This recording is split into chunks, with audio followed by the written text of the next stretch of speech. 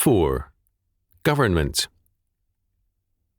3 main types of polity dominate the church scene: Episcopal, Presbyterian, and Congregational. Each claims biblical and/or early church authority for its form of government. In each case, there appears to be impressive evidences favouring the particular view. There is, however, a problem. If we begin with a present fact and try to find its antecedents in the past, we are likely to succeed, because the present fact is a development out of the past. The key question, however, is this: is it a faithful development of an original standard? There is another question with respect to church polity. Where is the standard? Is it the early church and tradition, or is it the Bible? If it is the Bible, is it all of Scripture? Or, as with some, the New Testament only? Or with dispensationalists, some portions thereof? The origins of the church theologians place in the Old Testament, and the calling of Abraham, if not with Seth and Enos, when men began to call upon the Lord. Genesis chapter 4, verse 26. Strangely, the government of the church is not likewise sought in the Old Testament, although the New Testament is clear that the familiar pattern, and even the name of the officers, elders, was derived from the Old Testament and the synagogue.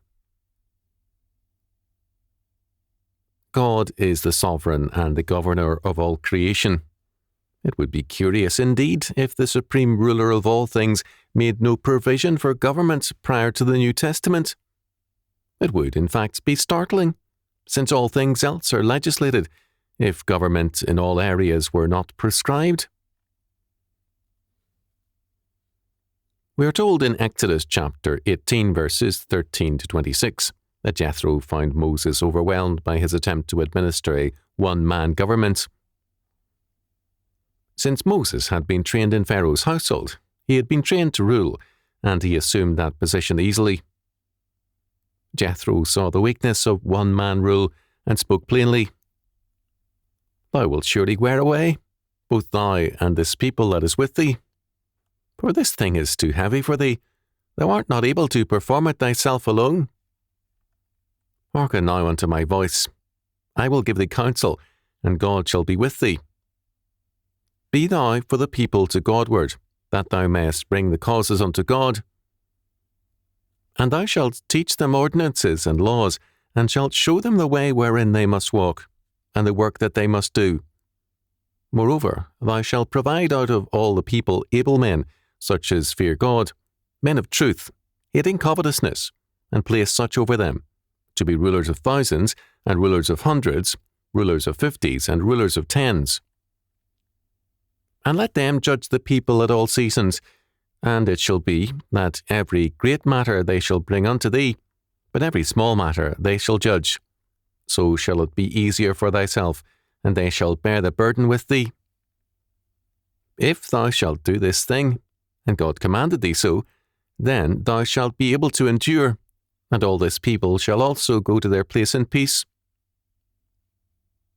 So Moses hearkened to the voice of his father-in-law, and did all that he had said. And Moses chose able men out of all Israel, and made them heads over the people, rulers of thousands, rulers of hundreds, rulers of 50s, and rulers of 10s. And they judged the people at all seasons. The hard causes they brought unto Moses, but every small matter they judged themselves. Exodus chapter 18, verses 18 to 26. Before analysing this text, let us note that Jethro spoke as a priest of God. Moreover, he urged Moses to verify his counsel by going to the Lord. We are told that Moses listened to Jethro and did all that he had said. This surely included going to the Lord. We know that he did so because in Deuteronomy chapter 1 verses 9 to 18, Moses declares that this system of eldership was ordered by God himself. The word used for this office is at times rulers, at other times captains, elders, or bishops. The word used in the Hebrews is sar, prince. Moreover, elders or rulers were already a known form of authority. There were elders in Egypt, according to Genesis chapter 50, verse 7, but this may have meant no more than rulers or princes. More relevant to our concern, there were elders or rulers over Israel from within Israel, even during the Egyptian captivity. Exodus chapter 3, verse 16. The office of elder was more than tribal. It originated in the family. The head of the family was its elder. God thus ordained that the family be the nucleus of government.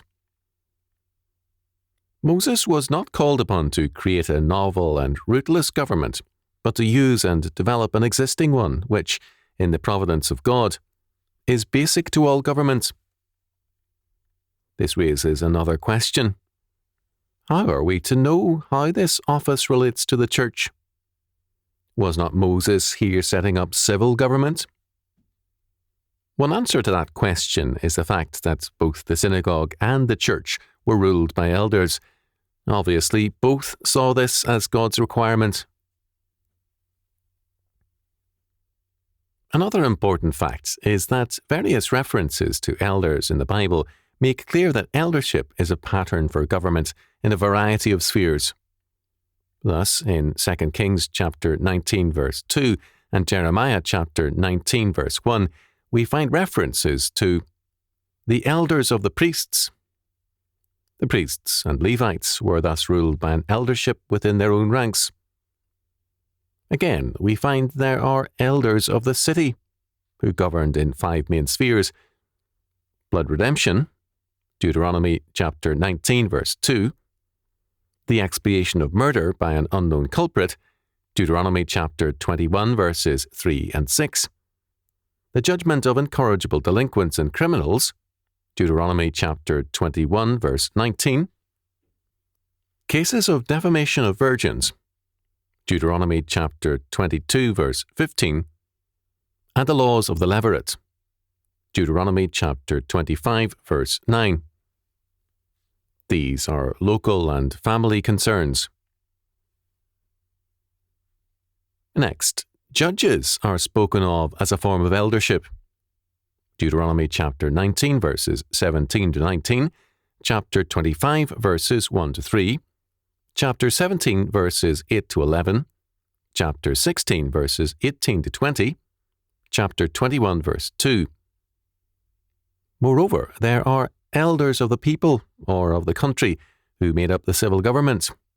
Numbers chapter 11 verse 16, 1 Kings chapter 20 verses 7 and 8, 2 Samuel chapter 3 verse 17, chapter 5 verse 3, chapter 17 verses 14 and 15. There were other specialized forms of elders, but our concern here is the question of church polity. The New Testament is clear that both the synagogue and the church were ruled by elders, and that this was true of the church from the beginning. It was a pattern of the faith and an aspect of the church's continuity with the Old Testament. Let us look again at the requirement and pattern in Exodus chapter 18 verses 18 to 26 and Deuteronomy chapter 1 verses 9 to 18.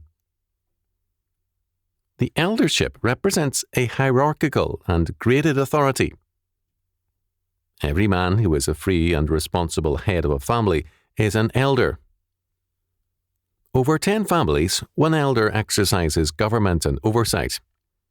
Problems too difficult for him are passed on up. There are elders over 50s, hundreds and thousands. Over and above all, we find 70 elders ruling with Moses. Exodus chapter 24 verse 1, Numbers chapter 11 verse 25. The original 70 cardinals in the College of Cardinals were once all elders, and for centuries were laymen only. To a degree, this pattern was established in Scotland after the Reformation, but the hostility of the nobles and the crown restricted it. The Scottish Reformation was from the top down, a problem which later haunted it. The General Assembly was first created, and then the subordinate structures. In the American colonies, John Eliot established the villages of Christian Indians on the eldership pattern, but when Charles II came to the throne, Eliot's work was destroyed. This biblical form of government requires that men and their families be trained to govern. The basic government is on the family level, and all other forms of government rest thereon. This means that a society is as secure as its family structure. This is a fact often confirmed by sociology and psychology, and with reason, because God has so ordered life. The structure ensures a strength in government. Whether in church or state, it is a stabilizing force. When Paul cites the qualifications of a bishop or elder, his stress is on the man's abilities to rule his own household, to rule himself, and his faithfulness, responsibility, and success as a husband and father. 1 Timothy chapter 3, verses 1 to 7. The foundation of the office and its qualifications are familistic. What this pattern of eldership does is to create a network of responsible and governing men on the local level. Government is not primarily a function of remote state officials or high-ranking church officers, but of every man in his place. Instead of a concentration of government at higher levels, government under God is diffused throughout society, and responsibility is made a mandate for every man. The free man is thus a governing man. The slave, one who seeks security above freedom, cannot be an elder. The man who sought security at the price of freedom was to have his ears pierced, to indicate a subordinate and feminine status. Exodus chapter 21, verse 6, Deuteronomy chapter 15, verse 17. This was done at the doorposts to signify that he now belonged to the house and was no longer the head or potential head of a house. It must be said that modern men are largely slaves. They leave the government of the children to their wives, the schools, or the church. Not surprisingly, impotence is a problem to modern man. The eldership is a means of recapturing government for God. It is the starting point of dominion, and it is the essence of godly government. In this calling, the wife is a helpmeet in the exercise of man's calling and dominion. Because of the humanistic nature of most historians, very little has been done to study the history of the eldership in Christendom. Some very elementary facts in that regard can be pointed out. In early Christian England, and for some time, the basic governmental unit was the hundred, or the hundred court. Above the hundred court was the shire, or the thousand court. Rule in these districts was by aldermen, or elders, and the word alderman still lingers on in some cities, although long separated from the biblical elder. Later on in England, the royal sheriff and the county replaced the hundreds, shires, and elders. Clearly, the pattern in the early church and in the early centuries, and for some time thereafter, stressed government by elders, local rule, and the local church. Before Rome fell, centralization had begun within the church after the Roman pattern, but with the fall of Rome, the eldership and the hundreds began to reassert their rule. A final note. Our word, dean, comes from the Roman decanus, the commander of a division of 10. The early church took over the word, and, in time, it came to mean the head over 10 monks in a monastery, then over 10 ecclesiastics in a cathedral.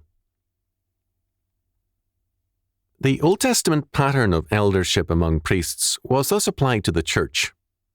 The university dean was in origin an ecclesiastical office.